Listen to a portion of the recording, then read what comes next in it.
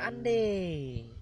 Hai thanh niên bỏ ra chục triệu để mua khế ăn nhá, bởi vì nó ngon và sạch này.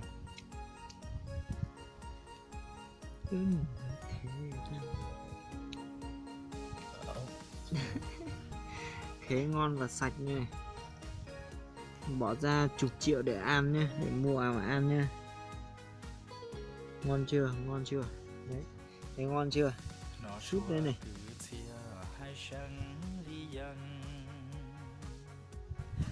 Súp đây này, ngon chưa. Đây này, cảnh kia ngon này. Quay. Đấy, ăn là ngon rồi. Nhìn nhá, ớt rất là ngọt.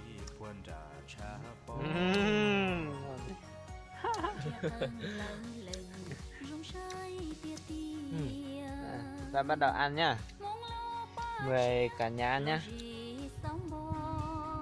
Ăn đi.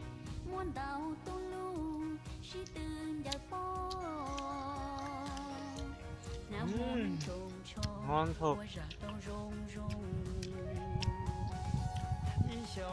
Đấy. Cái này là khế ngọt nhất rồi nha.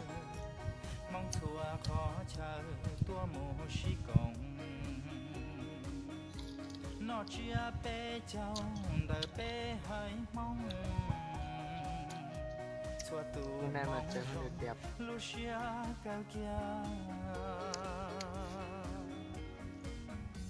Mong chia bé chào vô mong căn cứ của bò tố chân thế giờ tố chia mong cho lo lắng đau thương đau tía mong lũ dòng chia lo gì. Ở Hà Nội này chắc chưa có ai biết cánh đồng này khoảng bao nhiêu nhỉ? Đã có ra đấy, đã có ai ra đây đâu biết. Chỉ có anh em mình biết.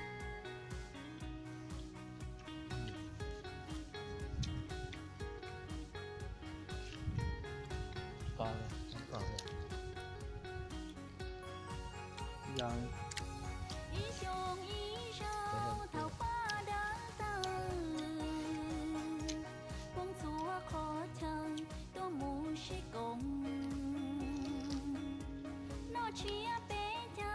Mời cả nhà ăn nhá, ngon lắm.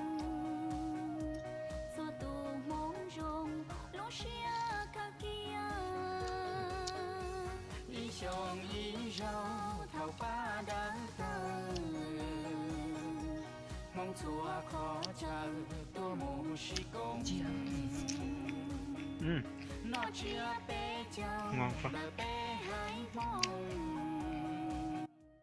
chùa tù mong rong lúc xia cao kia mong chia bé chào do mong cân cử của bò tua chân thế giờ tua chia Ngon. Ăn đi em.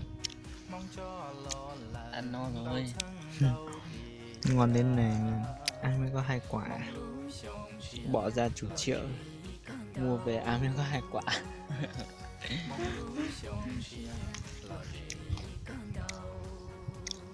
Đây, khế sạch nha. Khế sạch nha, nhớ nha. Với lại anh em mình còn ngồi ngoài đồng, chưa ai từng biết, mỗi anh mình biết.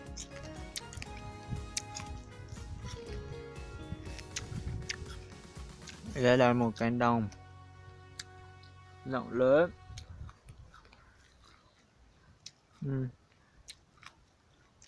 Đấy, có cả sơn Mỹ Đình nhỉ. Đừng nói thế.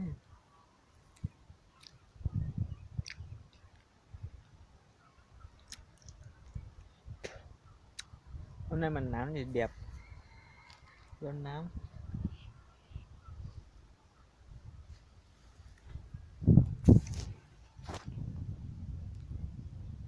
Bên kia họ bắt cá.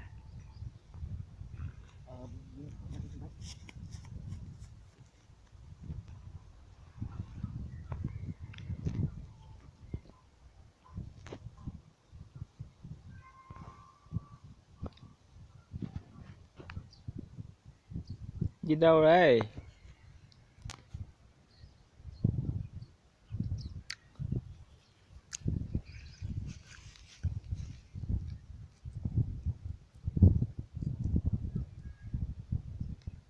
Ngon.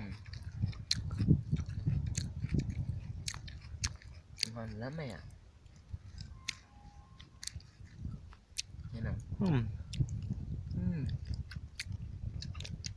Ngon. Chưa thử ăn thấy ngon thế. Thấy ngon thì thấy sạch.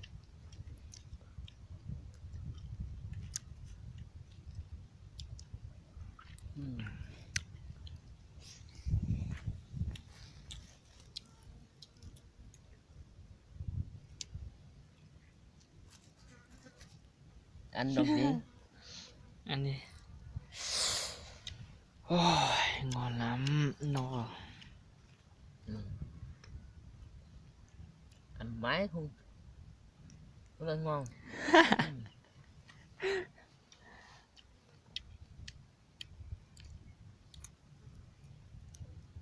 Anh biết thái trâu bò rồi. Mình chọc bò cái một kia. Ở đâu đấy? Trâu bò ở đâu? Bên dưới kìa. Đâu? Đấy, Bên kia à? đang nằm thế. Ở đâu nhỉ? Mình không nhìn thấy. Bây giờ quay không thể tới được. Ô, tí ra để xem nhỉ. Tối quá. Thì 80 con. No lắm. Thôi không ăn nữa. Ăn đi. Ăn cho hết. Tốn tiền nhiều.